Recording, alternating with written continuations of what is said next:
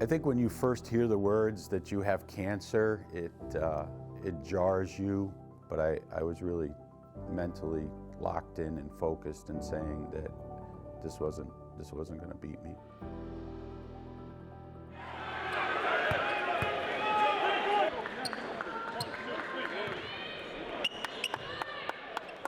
I think outside of work, I mean, I'm a family person. I like to spend time with my wife and my two kids. My daughter, Annie we call her, and my son, Brian.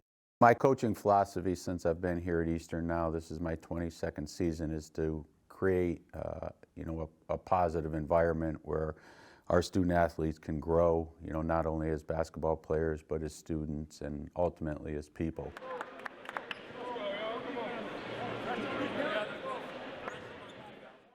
I was first diagnosed in the fall of 2014, I believe. It really all began with a simple sore throat, just thought the grind of the season, and typically you get sick and a little run down during the course of the year. So it really was just a sore throat that kind of progressed to right around Thanksgiving, where it was difficult to swallow.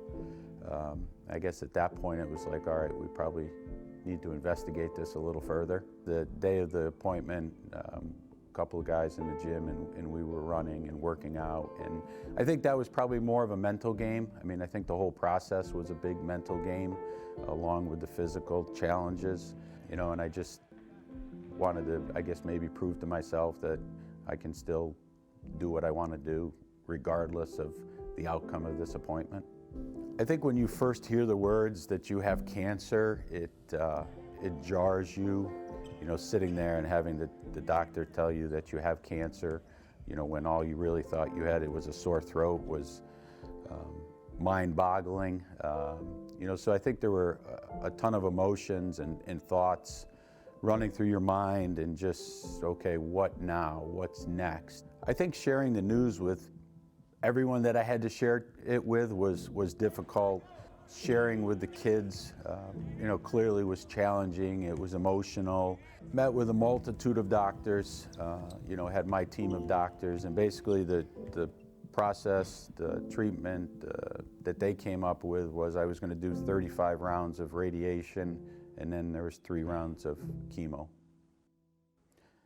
I definitely think being a competitive person helped me get through the process of the cancer treatments, the ups and downs.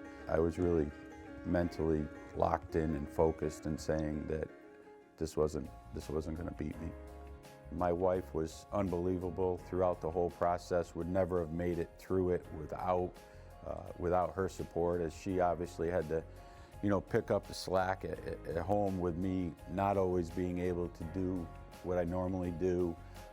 And her support was unbelievable. It's pretty much after 5 years where they said we were in remission. I'll still go, yearly and get checkups, but things have really been good so far.